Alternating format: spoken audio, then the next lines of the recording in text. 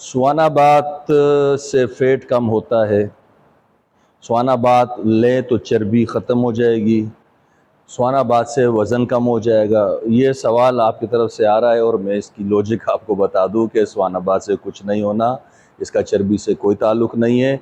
पानी से ताल्लुक़ है। आपके जिस्म का पानी निकल जाता है जब आप बहुत गर्म कमरे में बैठ जाते हैं, नीचे हीटर लगा लेते हैं और आप स्वेट होते रहते हैं और आपके जिस्म का 1-1.5 लीटर 2 लीटर 2.5 लीटर पानी निकल जाता है उस वक्त, जिसमें मिनरल्स और वाइटामिन भी ज़ाया हो जाते हैं आपके। और आप जब स्केल पे खड़े होते हैं तो आप कहते हैं कि मेरा वज़न 2 किलो कम हो गया, मेरा फैट बर्न हो गया है। फैट नहीं बर्न हुआ होता, वो आपके जिस्म का वाटर लूज़ हो जाता है। और जब आप 2-4-5 घंटे में दोबारा पानी पीते हैं तो दोबारा फिल हो जाता है। 70% हमारी बॉडी जो है पानी की बनी हुई, उसके अंदर पानी है 70%। तो उसमें जब आप पानी कम करते हैं तो नेचुरली वो पानी दोबारा फिल हो जाता है।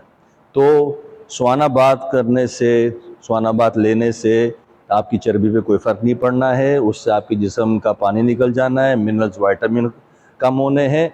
उसके जो अपने फ़ायदे हैं वो एक अलग चीज़ है। जहाँ जिन मुल्कों में बर्फ़ पड़ी रहती है, जहाँ पे -20 रहता है, -30 रहता है और साल के 8-9 महीने ठंड रहती है, तो वहाँ पे स्वेट नहीं होते वो लोग। उनके स्किन्स की डिज़ीज़ पैदा हो जाती है पसीना ना आने की वजह से।